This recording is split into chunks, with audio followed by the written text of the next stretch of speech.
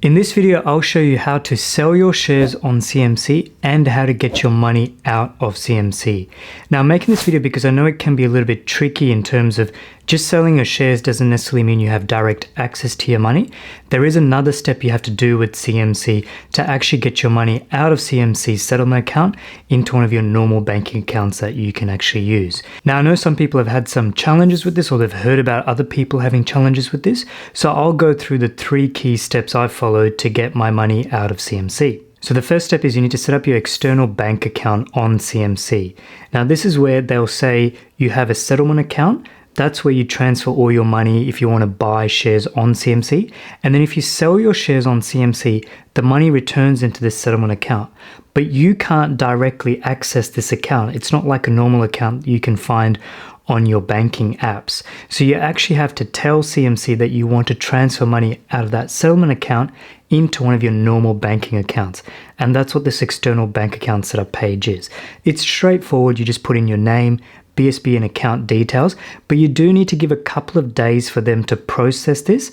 So that's why I've said in my previous videos, make sure you do this as soon as you set up your CMC account or at any point in your buying journey, just so that when the day comes when you actually have to sell your shares, you've already got all this set up. Otherwise, this may add a bit of a delay in getting your money out of CMC. The second step is to actually sell your shares. Now, if you've bought shares, the steps are very similar. So you click on the actual shareholding that you want to sell, say it's BHP, Commonwealth Bank, whichever one it is, or one of the ETFs. On the actual page where it shows your holding, you can then select sell. You need to give them 3 key bits of information. First of all, how many units do you want to sell?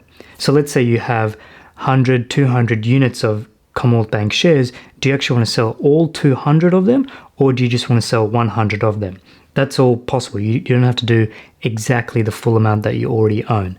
The second thing you need to tell them is the amount that you want to sell each share at. Now, this can get a little bit tricky. What I usually do is I pick a particular price, but there are other options where you can say you basically want to sell it as quickly as possible and you'll take whatever price is available in terms of what other people are looking to buy the shares at. Because remember, it is a market transaction. There's no imaginary person you're selling it to. You're actually selling it in the exchange. So there are other people out there who need to be willing to buy your shares at the price that you're willing to sell at. You need to find that match.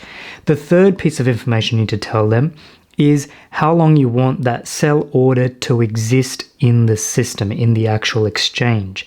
So you can say you only want it to exist for the day, or you want to exist for a few days, for a perpetual amount of time. Once you've submitted the trade, and you might have to put in your trading PIN, which we always forget, so make sure it's easy one to remember, but don't tell anyone.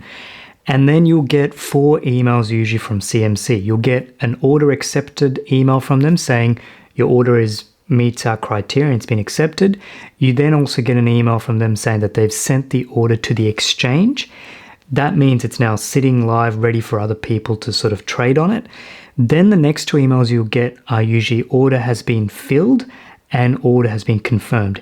If it's a big trade, like, $10, $20, $30, $100,000, then you may get the odd email in between saying order has been partially filled, where they've managed to make a couple of transactions on the settings that you've set, but hasn't fully filled. So maybe you wanted to sell 100 shares and they've managed to find 50 shares to sell at that price, but they haven't sold the other 50 yet. That's where you might get an order partially filled email.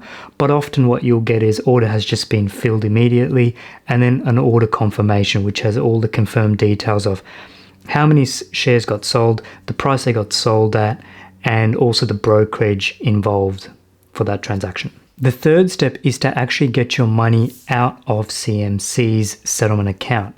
So this is the bit that I think people are not aware of, or they don't think about until they're actually at the point where they have to sell shares. But this is why it's important to set up the external bank account information early.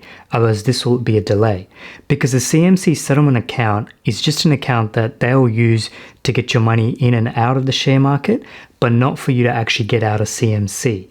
You can't actually directly access this account, even though it's technically an ANZ account. So even if you're an ANZ customer, you won't see this settlement account.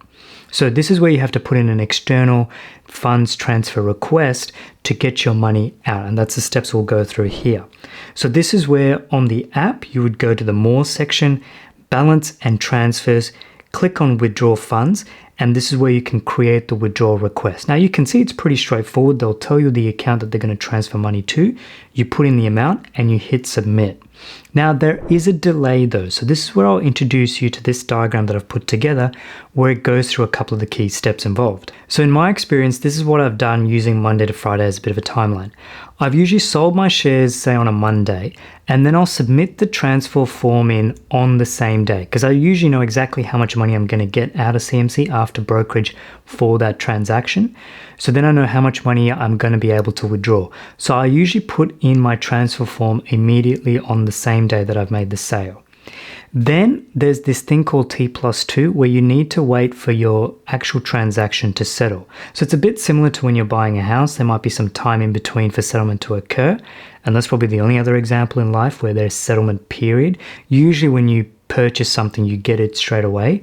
But when it comes to shares, you're purchasing it or you're selling it, and there needs to be some time given for the actual ownership to transfer between two parties and for the money to actually exchange hands. So the person who's buying the shares gives their money and then the person who's selling the shares gets the money in return. Because remember, it's a transaction between multiple parties. It's not CMC just giving you money in the background, they're just helping facilitate it. So in my example, I'll sell the shares, I'll submit my transfer form. Settlement still hasn't occurred because of the T+2 period required. And this may actually change to T+1 at some point, so that might actually be quite good. But that means between Tuesday and Wednesday, nothing's really happening. It's just settlement occurring. By Wednesday afternoon, settlement usually has occurred. And then the next day, CMC will actually have the money to then send into your external bank account. So in my experience, it usually will happen by Thursday. Sometimes it has happened on the Wednesday night if I have put all my paperwork in the external transfer form in on the Monday, but that's just something to be aware of.